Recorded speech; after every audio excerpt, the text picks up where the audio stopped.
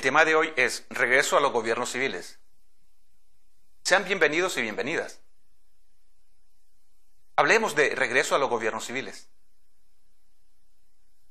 ¿Qué es una democracia? Bueno, una democracia es una forma de organización de grupos de personas cuya característica predominante es que la titularidad del poder reside en la totalidad de sus miembros, haciendo que la toma de decisiones responda a la voluntad colectiva de los miembros del grupo. Hay muchos tipos de democracia y hay muchas visiones, pero en general podemos entender de esta manera a la democracia.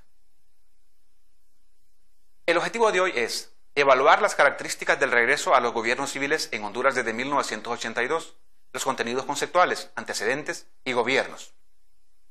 Veamos los antecedentes. ¿Qué estaba pasando en el mundo y en Honduras? Estados Unidos era la potencia líder del capitalismo y la ex Unión Soviética la potencia líder de los países socialistas. Estábamos en plena Guerra Fría, es decir, una lucha ideológica y política entre estas dos grandes potencias a nivel mundial, que buscaban aliados y crecer su zona de influencia. El presidente de Estados Unidos en 1977, era James Carter, llamado comúnmente Jimmy Carter, hasta el 81. En Nicaragua triunfó el Frente Sandinista de Liberación Nacional, derrocando junto a otros grupos políticos, sociales, la dictadura de Anastasio Somoza. En El Salvador se inicia la guerra civil entre el Frente Farabundo Martí para la Liberación Nacional, FMLN, y el gobierno nacional, apoyado por los Estados Unidos, de manera directa e indirecta. El FSLN y el FMLN de alguna manera tenían una relación más directa con la Unión Soviética y con Cuba. Así que bueno, en Centroamérica se genera una crisis en el interior de los países, pero en general también en la región, motivada por problemas económicos, sociales y políticos en el interior y por la influencia de las potencias mundiales. El gobierno de Jimmy Carter inicia una política de apoyo a los derechos humanos, la democracia, en muchos lugares del mundo, pero igual sigue con la política de hegemonía, ¿no?, en la zona de influencia en el mundo. ¿Qué otros aspectos importantes como antecedentes en los años 70 a nivel mundial? Bueno, antes de Jimmy Carter gobernó Richard Nixon en los años, a finales de los 60 e inicio de los 70 en Estados Unidos, con una política más conservadora, ¿no?, más favorecedora, digamos, de la influencia política, militar y económica de Estados Unidos, por ejemplo, en Vietnam, apoyando, digamos, a regímenes militares en América Latina, etcétera, digamos, más conservadores. La guerra en Vietnam, ¿no?, que suscitó problemas en el interior de Estados Unidos, pero también en el mundo. La crisis del petróleo, que generó problemas económicos en los países ricos desarrollados, pero también en los pobres. En el Medio Oriente hubo crisis, pero Israel y Egipto logran un acuerdo de paz en Estados Unidos, digamos, ¿no? Pero se siguen generando otros problemas, en el interior de Israel y en otras naciones, en el Líbano. La ciencia sigue desarrollando, ¿no?, en medio de una situación, una sociedad mundial convulsionada también. La música y la cultura desarrollan, ¿no?, también participación política, ¿no?, favoreciendo la paz, la liberación, la libertad, etc. Pero bueno, de todas maneras, a pesar de todo esto, la sociedad sigue evolucionando, ¿no?, sigue avanzando, debido a esto precisamente. Otros antecedentes en el caso de Honduras. Bueno, en los años 70 gobernaron a Honduras Ramón Ernesto Cruz, al que le dieron un golpe de Estado, el general Osvaldo López Arellano, y que inició políticas, más liberales, para favorecer cierto nivel de reforma agraria. Más adelante hubo problemas en su gobierno y le dan un golpe de barraca. Los mismos militares, asume el gobierno el coronel general Juan Alberto Melgar Castro, del 23 de abril del 75 al 8 de agosto del 78, en el que los mismos militares lo sacan del poder a través de un golpe de barraca. Aparentemente no por problemas internos y también porque deseaban una política más conservadora, ¿no?, digamos, menos liberal. Asume el poder el general Policarpo Paz García, del 8 de agosto del 78 al 27 de enero del 82. Él fue jefe de Estado, igual que Juan Alberto Melgar Castro, pero en algún momento también asume como presidente, luego de la constituyente. En los años 70 hubo problemas en Honduras, problemas sociales, económicos, políticos, movilizaciones sociales que pedían el retorno a la democracia, digamos, ¿no?, políticas sociales que favorecieran a los trabajadores, a los campesinos.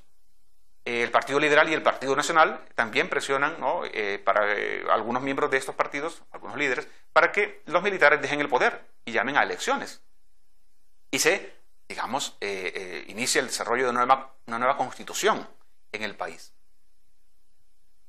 Así se llama a una nueva constituyente, Asamblea Nacional Constituyente, ¿sí?, en el 81, que en el 81 y en el 80 se producen una serie de procesos políticos que inician la apertura a la democracia, el regreso a los gobiernos civiles en Honduras, con la Asamblea Nacional Constituyente y con las elecciones, ¿no? Las elecciones. Con la Asamblea Nacional Constituyente se genera una nueva constitución, luego hay elecciones en el 81 y gana el Partido Liberal, asumiendo el 27 de enero Roberto Suazo Córdoba como presidente. Del 27 de enero del 82 al 27 de enero del 86. El general Gustavo Álvarez Martínez asume la dirección de las Fuerzas Armadas, ¿no?, el jefe de las Fuerzas Armadas, obteniendo un poder, digamos, mayor que otros jefes militares han tenido. Incluso para algunos era otro poder, digamos, ¿no?, casi independiente, desarrollando una política conservadora y también, ¿no?, reprimiendo a los opositores del gobierno y a los grupos de izquierda que estaban en contra de las políticas, ¿no?, digamos, generando una política represiva políticamente que creó condiciones de inestabilidad en el país. Luego le dan un golpe, digamos, los mismos militares, un golpe de barraca, y sale del poder y asume otro militar en la dirección de las Fuerzas Armadas. En el gobierno de Roberto Suazo Córdoba se inician políticas de tipo neoliberal. Por ejemplo, el Estado comienza a privatizar empresas, favorece el libre comercio, digamos, dejando de lado algunas políticas que anteriormente se habían desarrollado. Digamos, el Estado que invertiera en empresas, que desarrollara políticas sociales más fuertes. El gobierno de Roberto Suazo Córdoba apoyó a Estados Unidos en su lucha contra el FMLN en El Salvador y el FSLN en Nicaragua, por ejemplo. Luego asume el poder el presidente José Simón Azcona, del 27 de enero del 86 al 27 de enero del 90, luego de las elecciones, ¿sí? La economía no estaba tan bien. En los años 80 no estuvo tan bien. Hubo una crisis económica debido a la crisis económica mundial y a la crisis política mundial y también centroamericana. Aunque él asume una posición más independiente, ¿no?, respecto a Estados Unidos que la del presidente Roberto Suazo Córdoba. Luego, el 27 de enero del 90, asume Rafael Leonardo Callejas después de las elecciones del 89, hasta el 27 de enero de 1994. Con él se inicia formalmente la aplicación del modelo neoliberal en Honduras y digamos que el proyecto de modernización del Estado, pero que implicó la reducción del Estado, pero también la disminución de la participación del Estado en aspectos sociales.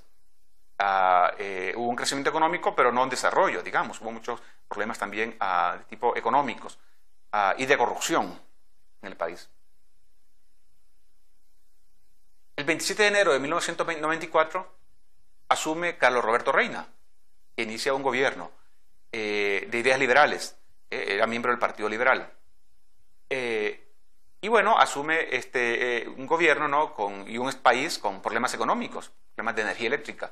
Pero bueno, el país sigue creciendo y sigue aplicando el modelo neoliberal. Inicia cierta apertura democrática también y, digamos, a partir de este gobierno se eliminan, digamos, la influencia, ¿no?, política de las Fuerzas Armadas, se elimina el cargo de jefe de las Fuerzas Armadas y las Fuerzas Armadas vuelven a estar supeditadas o dirigidas por el poder político.